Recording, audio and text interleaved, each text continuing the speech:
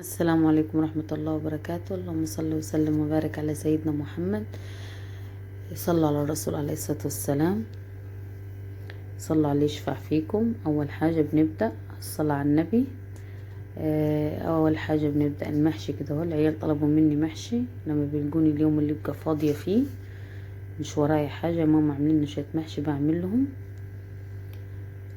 وادي عملت لهم المحشي، أنواع المحشي كلها، باذنجان اسود وابيض وكوسه وفلفل وكرنب. نزهتهم في اليوم ده، قلت لهم ولا تزعلوا، هعمل لكم انواع المحشي كلها، كل نفسه في حاجه عملتها له.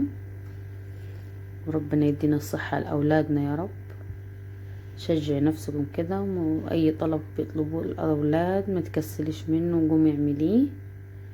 اهو ادي المحشي كده على النار كده، شكله جميل يدفي في الشتاء ده. اهو بالشكل ده.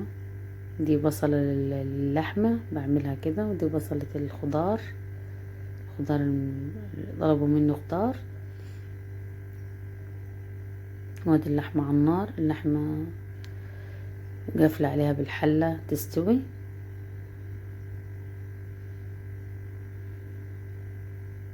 اهي بالشكل ده. متنسونيش تعملوا لي لايك كده، تشجعوني بلايك، كومنت حلو منكم. لما واحدة تكتب لي او اي حد يكتب لي كومنت حلو كده بتفرحوني وتشجعوني ان انا انزل لكم فيديوهات تاني.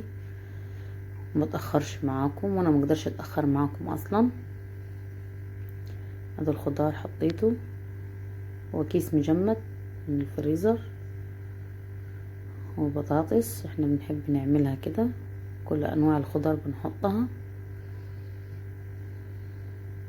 بتبقى طعمها حلو، بتدي غذاء للاولاد.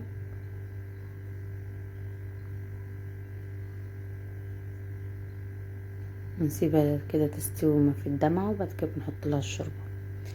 يلا اكتبوا لي كده كومنت حلو، تشجيع ليكم، تشتركوا في القناة وتفعلوا الجرس عشان يوصلكم اي جديد مني.